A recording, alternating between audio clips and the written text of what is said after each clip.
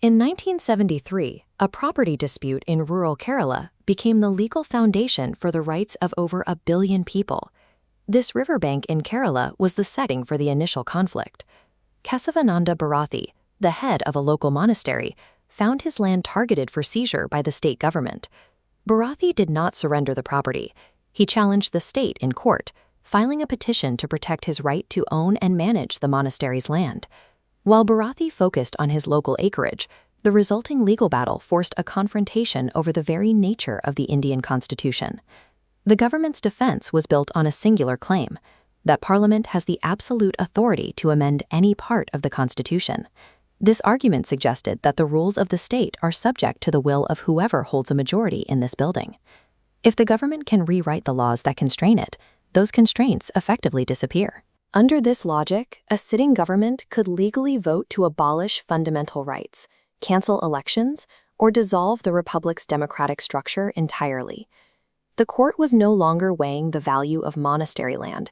It was deciding if the legislative branch could legally dismantle the system that created it. The Supreme Court became the final venue to resolve whether the power of Parliament is truly infinite.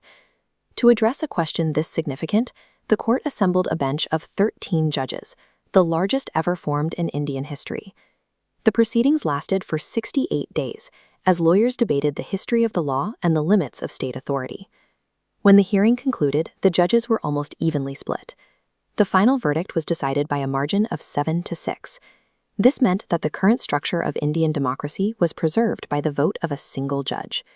The court reached a compromise. It ruled that while Parliament does have the power to amend the Constitution, that power has a specific boundary. This is the basic structure doctrine. Parliament can change the rules, but it cannot alter the Constitution's core identity.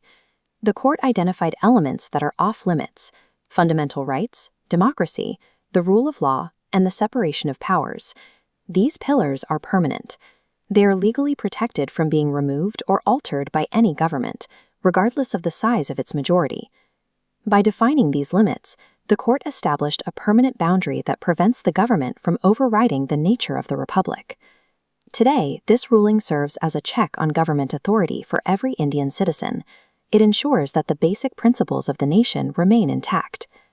Kesavananda Bharati's original goal was simply to protect his monastery's property. In pursuing that case, he secured a precedent that now prevents the state from legally dismantling the rights of the population. This is 1-Minute Law, one case, one rule. If you found this breakdown useful, please like, share, and subscribe. The Constitution provides the framework for the law, but the persistence of a single citizen is what ensures those laws are upheld.